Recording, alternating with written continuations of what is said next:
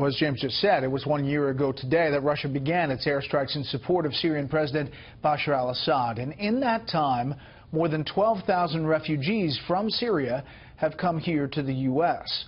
Tonight, national correspondent William Jeunesse examines what happens to some of them after they arrive.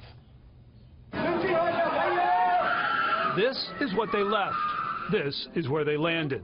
A life of heartache replaced by one of hope. Here it's very comfortable and chance for me and another people.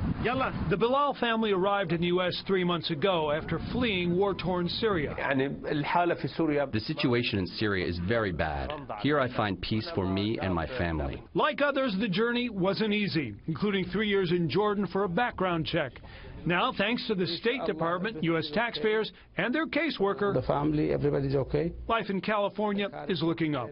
This is Ibrahim Hussein. It is his job to make sure these immigrants and these refugees do not fall through the cracks, financially or culturally. So he spends a lot of time in the car, going to the bank, to the school, apartment, to make sure these people get off on the right foot. When they come here, they're so much grateful. They want to help themselves and help their children. To start their new lives, each refugee receives $1,200 from Washington. They also qualify for food stamps, Medicaid, and welfare. And while some 40% of refugees receive benefits for 5 years or more, Samir hopes they won't need it. Dad, now training for a gas station.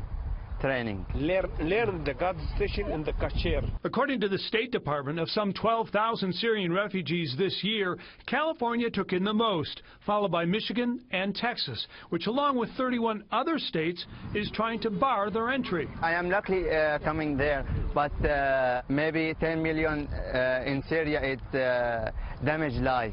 I tell them this is the greatest place on earth. A refugee himself from Somalia, Hussein understands acceptance can take time, but he says refugees like the Bilals just want a chance to prove they too can be Americans. I know a lot of people are afraid of me because I'm Muslim and from Syria, but I hope once they get to know me, that will change. In Anaheim, California, William Jeunesse, Fox News.